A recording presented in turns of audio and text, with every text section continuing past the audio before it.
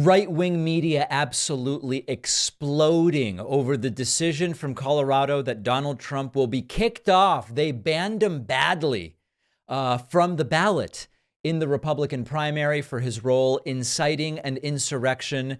The Fox News hosts, the right-wing legal analysts, everybody coming to the defense of Donald Trump, even though the facts are so plain to see. We've never had a president engage in the actions Trump engaged in.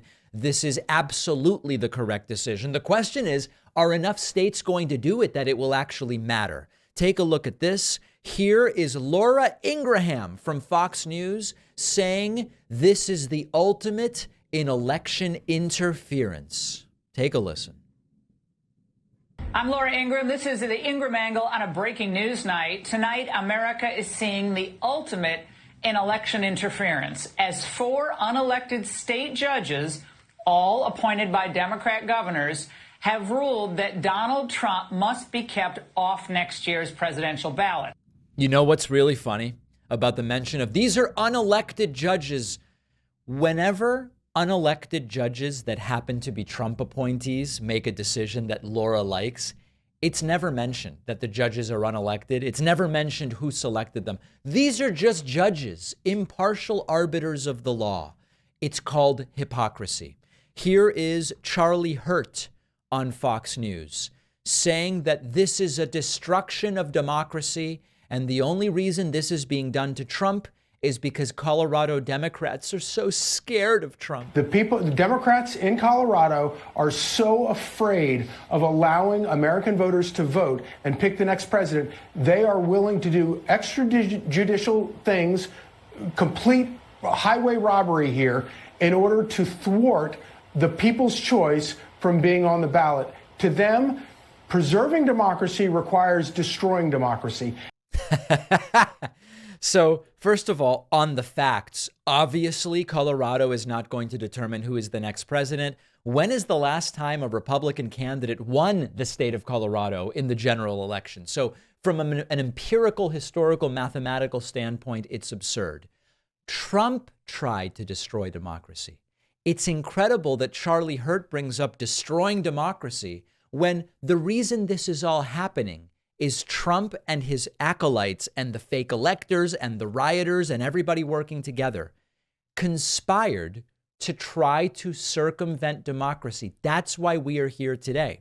Here's Jonathan Turley, the favorite right-wing legal analyst of late, who says that this is dangerous. The country is about to explode, and the court, by making this decision, is throwing matches on a powder keg.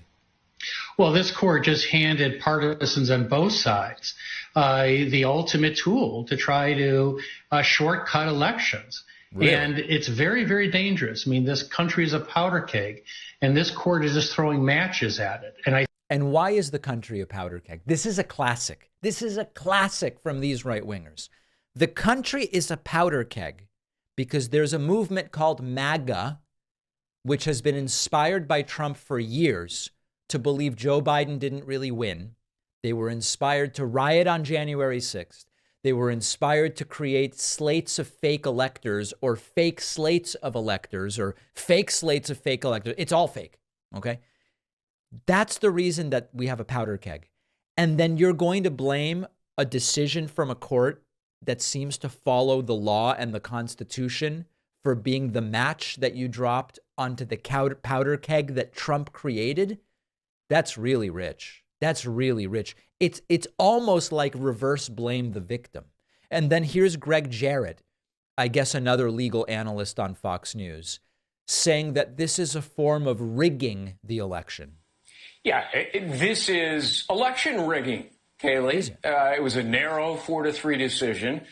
It will almost certainly, in my judgment, be overturned by the U.S. Supreme Court because the insurrection clause in the 14th Amendment, as you point out, don't apply to the facts here. It was intended to prevent Confederates who literally took up arms against the government during the Civil War from holding office. So you fast forward now 150 years roughly, and Donald Trump is not even accused of insurrection under the federal statute. You know what's really funny about this? When constitutional originalism is to their advantage, with absolutely no interpretation whatsoever, right? They say it doesn't matter what it was intended to do. All that matters is what is written down. And if all that matters is what is written down, then Trump is ineligible to run for president. But now Greg Jarrett brings in, well, you have to understand what the founders were intending to do when they wrote this. And the fact that it could be reinterpreted in 2023 to apply, it shouldn't. Wait, hold on a second. Wait. That's the opposite argument that you normally make. You normally make the argument that we love to say all the time on the gun safety left. We say, hey, when the Second Amendment was written, we didn't have 98% of the firearms that are now available. Many of the capacities of a lot of these, the ammunition capacity of a lot of modern firearms, the killing power of modern firearms was completely beyond the imagination of the founders. So we have to understand that their intention, hold on, what's written down? That's what matters, what's written down. Now, all of a sudden, it's all about sussing out the intent of the founders when it's not convenient. These people are pathetic. And finally, MAGA Mike Johnson posted, quote, today's ruling attempting to disqualify President Trump from the Colorado ballot is nothing but a thinly veiled partisan attack. Regardless of political affiliation, every citizen registered to vote should not be denied the right to support our former president and the individual who is the leader in every poll of the Republican primary. We trust the Supreme Court will set aside the decision. All right, well, it may well get to the Supreme Court, and we are going to keep an eye on that.